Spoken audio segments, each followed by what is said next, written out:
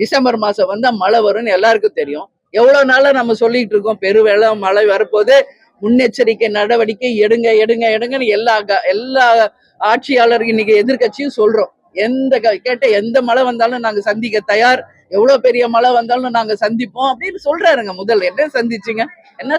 ஒன்னும் சந்திக்கலீங்க. நைட்டா சாத்தனூர் டேம் திறந்து விட்டதுனால இன்னைக்கு கடலூர் மாவட்டம் முழுக்க தண்ணியில மூழ்கி இருக்கு. செம்பரம்பாக்க ஏரி திறந்து விட்டப்ப எத்தனை கூப்பாடு போட்டீங்க, என்னன்னா பேசுனீங்க. இன்னைக்கு உங்க ஆட்சியில அதே நிலைமை தான் நடந்திருக்கு. இதுக்கு என்ன பதில் சொல்றாரு அமைச்சர் துரைமுருகன், முதலமைச்சர், துணை முதல்வர் அப்படின்னு நான் கேட்கிறேன். எதுக்கு நைட்டோ சாத்தனூர் டேமை தடுக்கிறீங்க? ஏன் முன்னறிவு இல்லாம ஏன் தடுக்கிறீங்க? முழு கொள்ளளவை எட்டுன பிறகு டேமை தடுக்கிறாங்க. ஏன் உங்களுக்கு தெரியாதா? இவ்வளவு வருஷம் 7வது வாட்டி நாங்க ஆட்சி அமைக்க போறோம், எங்களுக்கு தெரியாதா? சீனியர் மோஸ்ட் பெருமை பேசுறீங்களே. ஒரு டேம் எந்த அளவு வாட்டர் வந்தா ஃபுல் ஆகும்னு தெரியாதா உங்களுக்கு?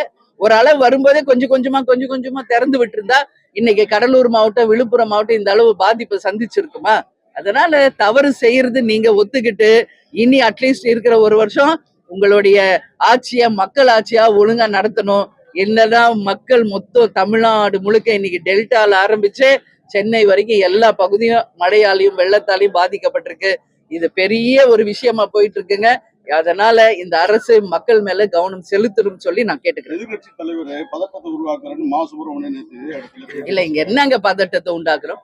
இப்ப என்ன பதட்டத்தை உண்டாக்குறோம்? போய் அட்மிட் ஆயிருக்க பேஷண்ட பாக்குறது பதட்டமா? அப்ப நீங்க மட்டும் முழு பூசணிக்காயை மறைக்கிற மாதிரி மீனை சாப்பிட்டதுனாலதான் அப்படின்னு சொல்றது எவ்வளவு பெரிய ஒரு தப்பு. இன்னைக்கு எல்லார்ட்டையும் நான் நேரடியா பேசிட்டு வரேன். அதுல பாதி பேர் வெஜிடேரியன். யாருமே நாங்க மீனே சாப்பிடலாமா, தண்ணி தான் அத்தனை பேரும் சொல்றாங்க. வேணா அமைச்சர் என் கூட வர சொல்லுங்க, நான் கூட்டு போறேங்க. ஒண்ணு இங்க பதட்டம் எல்லாம் இல்ல, எல்லாரும் இங்க மக்களுக்காக தான் இருக்கோம். யாருக்காக இருக்கோம்? எல்லாரும் மக்களுக்காக தான். என் கூட வர சொல்லுங்க, நான் கூட்டு போறேன். அதே பேஷண்ட பேச வைக்கிறேன் அவருக்கு எதிர. எதுக்காக அவங்களுக்கு இந்த அளவு பாதிப்பு வந்திருக்கு தெரிஞ்சுக்கிட்டோம். சும்மா என்ன பதட்டத்தை உண்டாக்க, விளம்பரம் தேடிக்க, இவங்களுக்கு வேற வேலை இல்ல, இதெல்லாம் சொல்லக்கூடாது. நீங்க மட்டும் எதிர்கட்சியா 10 வருஷம் இருந்தப்ப சட்டையை கிழிச்சுக்கிட்டு விளம்பர அரசியல் பண்ணலையா? நீங்க எதுவுமே நடக்காதப்ப என்னன்னா நீங்க எல்லாம் பேசுறீங்க. இன்னைக்கு உங்க ஆட்சியில அது நடக்கிறப்ப ஏற்றுக்குங்க, மறைக்காதீங்க. மக்களுக்கு நிச்சயமாக நிவாரண உதவிகளும் அந்த மருந்து மாத்திரை கொடுத்து அவங்களை காப்பாத்துற வழியை பார்க்கணும். டெல்டா பகுதியில இன்னைக்கு விவசாயம் முற்றிலும் அழிஞ்சிருச்சு. விவசாயிகளுக்கு உரிய நிதி நிச்சயம் உடனே தரணும். ஒரு ரேஷன் கார்டுக்கு 10,000 ரூபாய் உடனே தரணும். இன்னைக்கு அட்மிட் ஆயிருக்கிறவங்களுக்கு உடனடி நிவாரணம் கொடுக்கணும். இங்க இறந்து போன 3 பேருக்கு 10 லட்சம் ரூபாய் இந்த அரசாங்கம் உடனடியாக வழங்கணும். இதெல்லாம் செஞ்சாதான் இந்த அரசு நிச்சயமாக ஒரு நல்ல அரசுன்றத மக்கள் ஏத்துக்குவாங்க. இல்லை என்றால் இதே மாதிரி நீங்க நினைக்கிற மாதிரி மக்களுக்கு தொடர்ந்து இன்னல்கள் வந்து கொண்டிருந்தால் இது முற்றிலுமாக புறக்கணிக்கப்பட்ட தோல்வி ஆட்சி என்பதை இன்னைக்கு ஒட்டுமொத்த மக்கள் சொல்லுகின்ற நிலைமையில தான் இன்னைக்கு தமிழக அரசு இருக்கு. கடந்த அதிமுக ஆட்சி காலத்துல தாம்பரம் மாநகராட்சி ஆர்ஓ திட்டம் கொண்டு வந்தாங்க.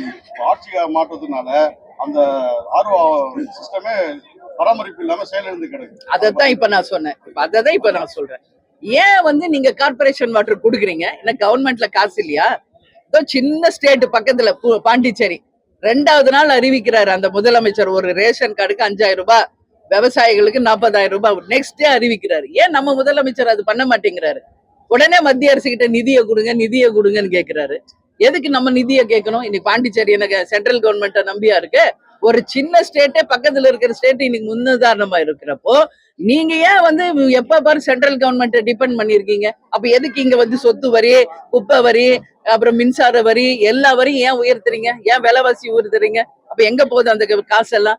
அதெல்லாம் தப்பான விஷயம். நிச்சயமாக கார்பரேஷன் வாட்டர்ல மக்களுக்கு நம்பிக்கை இல்லை. எல்லா கார்பரேஷன்லயும் ஆர்ஓ சிஸ்டம் நிச்சயமாக கொண்டு வரணும். பாதுகாக்கப்பட்ட குடிநீர் ஒரு மனிதனுடைய அத்தியாவசிய நீடு. இது ஒன்றும் ஆடம்பரம் கிடையாது. ஒரு மனிதனுக்கு குடிக்கிற தண்ணியும் சாப்பாடும் தான் மிக மிக முக்கியம்.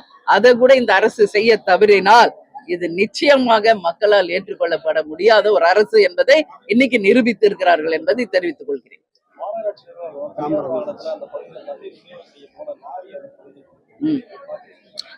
என்னதுன்னா இவங்களும் ஒண்ணு கொடுக்க மாட்டாங்க. யாராவது லாரியில போய் தண்ணி குடுக்குறோம், கேன் வாட்டர் குடிங்க அப்படின்னு சொல்லி கொண்டு போனா அதையும் தடுக்கிறாங்க. இது என்ன? அது ஒண்ணும் புரியலையே. சரி, நான் ஒண்ணு கேக்குறேங்க. இன்னைக்கு போற லாரியை இவங்க தடுக்கிறாங்களே, இவங்க அந்த கார்பரேஷன் வாட்டர் குடிப்பாங்களா? குடிக்க சொல்லுங்க நம்ம கண் எதிரில, அப்ப நம்ம ஏத்துக்கலாம். ஏன் போற லாரியை ஏன் தடுக்கிறீங்க? அப்ப உங்க உயிர் தான் உயிர், மக்கள் உயிர் இல்லையா? என்ன இது என்ன உதாரணம்னே நம்மளுக்கு புரியலையே. உங்களாலதான் லாரியில தண்ணி கொடுக்க முடியல, அவங்களே எதை சொந்தமா ரெடி பண்றாங்க, அதை ஏன் தடுக்கிறீங்க? இது மிக மிக மிக கண்டனத்துக்குரிய ஒரு விஷயங்க. இது நிச்சயமாக யாராலும் ஏற்றுக்கொள்ள முடியாது. அதனால எல்லா உயிரும் ஒண்ணுதான், கடவுளால் படைக்கப்பட்ட அத்தனை உயிரும் இங்க சமந்தான். அதனால நிச்சயமாக நல்ல குடி தண்ணீரை இந்த அரசு உடனடியாக தரணும். நான் விழுப்புரம் போறேன், அங்க மக்கள் கேட்டது ஃபர்ஸ்ட் என்ன தெரியுமா? எங்களுக்கு குடிக்கிறதுக்கு தண்ணி வேணுமா, கரண்ட் வேணும், இதுதான் கேக்குறாங்க. அப்போ ஒரு குடிக்கிறதுக்கு தண்ணி, சாப்பாடு, இருப்பிடம், உடை எதுவுமே இல்லைன்னா இது என்ன? தமிழ்நாட்டுல ஒரு அகதிகள் மாதிரி இன்னைக்கு வாழ்ந்துகிட்டு இருக்காங்க விழுப்புரம், கடலூர் மக்கள். அதனால இது வேதனைக்குரிய ஒரு நாளாக நான் பாக்குறேன். அதனால எல்லாருமே உதவி செய்யுங்க. ஒரு பேரிடர், ஒரு இயற்கை சீற்றம் வரும்போது யார் அரசியலாக்கணும், பதட்டத்தை உண்டாக்கணும்ன்ற எண்ணம் யாருக்கும் இல்லைங்க. ஆனால் பாதிக்கப்பட்ட மக்களுக்காக எல்லாரும் குரல் கொடுக்கணும், எல்லாரும் உதவி செய்யணும். இந்த இக்கட்டான நிலையிலிருந்து அவங்களை மீட்டு கொண்டு வர வேண்டியது ஒவ்வொரு தமிழரின் கடமை என்பதை இந்த நேரத்துல நான் சொல்றேன்.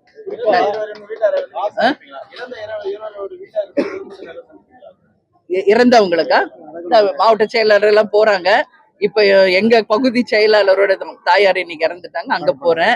அது தகப்பனார். அது மாதிரி நிச்சயமாக எங்கெல்லாம் பாதிப்பு இருக்கோ நான் போய் பார்த்துக்கிட்டு தான் இருக்கேன், பார்க்காம கிடையாது. அதனால எங்க கட்சியை சேர்ந்த எல்லாரும் அதை போய் பார்த்து எங்களால முடிஞ்ச உதவிகளையும் நாங்க செஞ்சுக்கிட்டு தான் இருக்கோம். அதுல மாற்று கருத்து கிடையாது. ஆமா ஆமா ஆமா ஆமா.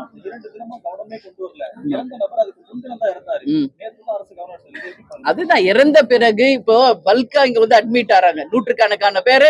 சேம் ப்ராப்ளம், வாந்தி, லூஸ் மோஷன் அப்படின்னு வரும்போது 2 பேர் ஆச்சு, 3 பேர் ஆச்சு, இறக்கும் போது மக்கள் அத்தனை பேரும் இங்க வர்றாங்க. அப்படிங்கிறப்ப அப்பதான் அதை கவனத்துல எடுக்கிறாங்க. அப்போ ஒரு கார்பரேஷன்ல இருக்கிறவங்க, ஆட்சியில இருக்கிறவங்க, அதிகாரிகளுக்கு தெரியாதா? இங்க சொல்றாங்க அப்படியே நொர வந்துச்சு, அந்த பாட்டில்ல தண்ணி பிடிச்சா ஃபுல்லா நொர இருக்கு, ஸ்மெல் வருது, அந்த மாதிரி ஒரு தண்ணி வந்துச்சு அப்படின்னு நான் கேட்டேன், ஏமா அதை குடிச்சிங்கன்னு.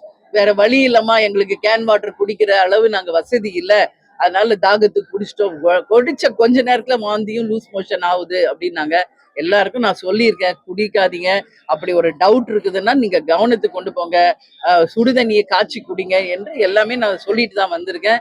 அதனால இது தப்பான விஷயங்க, மக்களுக்கு நல்லது நடக்கணும். பாதகம் செய்பவரை கண்டால் நாம் பயங்கொள்ளலாகாது பாப்பா, மோதி மிதித்து விடு பாப்பா, அவர் முகத்தில் உமிழ்ந்து விடு பாப்பா.